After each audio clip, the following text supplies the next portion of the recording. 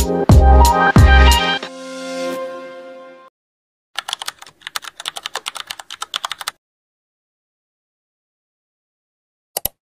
guys, it's me again po, Tech Brixen, and for today's video po, tuturuan ko po kayo ngayon kung paano po gumawa ng bootable flash drive gamit po ang Rufus. So let's start! At ayan, i-open na po natin ang ating Rufus application.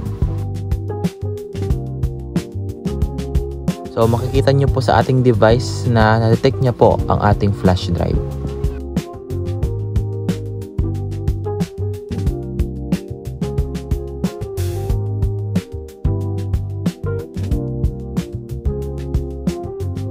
Then, click po natin yung select para po makapag-select po tayo ng ating ISO file.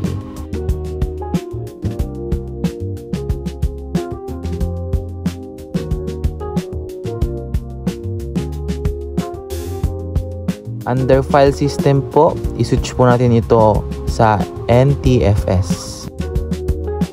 Sa partition scheme naman po, i-click po natin ng ating GPT.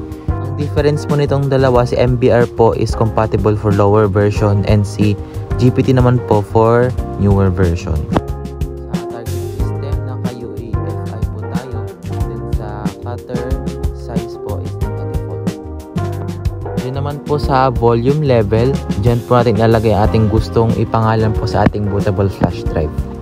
Pag okay na lahat, click na po natin ang start. Matagalan po ito, kaya ingatan po natin matanggal nating flash drive para ma-distract ang process.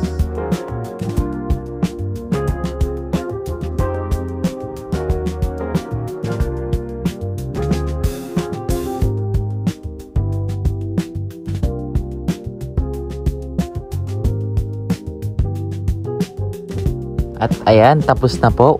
After po nyan, huwag po natin ulit i-click ang start. I-click lang po natin ang close button para po mag-close ang ating Rufus.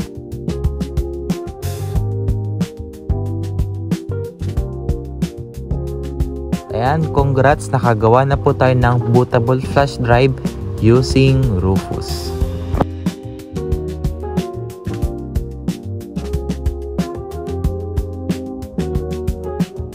Para tanggalin naman po ito ng maayos, i-click po natin ng eject para hindi po makorrupt ang mga files.